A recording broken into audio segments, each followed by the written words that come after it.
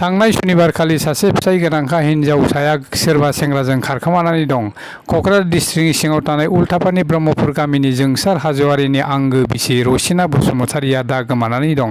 फिसायआ गावनि बिसि रसिना बसुमतारिखौ नागिरगासिनो दं। सोरबाफोर नुसनबायदोंब्ला नैबे मबाइल नाम्बाराव खोन्थाहरनो हागोन।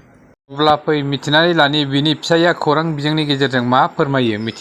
आंनि मुङा जोंसार हाज'वारि। आं क'क्राझार डिस्ट्रिक्टनि सिङाव थानाय उल्थापानि ओनसोलनि ब्रह्मपुर गामियाव आंनि न'आ।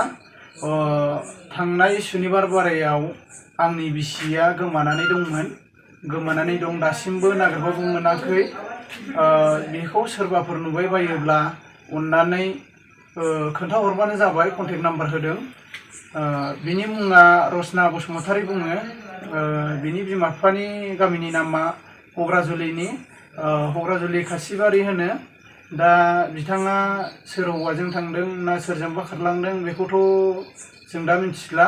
माने थांनाय मानसिफ्रा बुंदों जे सोरबा गुबुन हौवाया लांफैदों होननानै बुंदों आरो।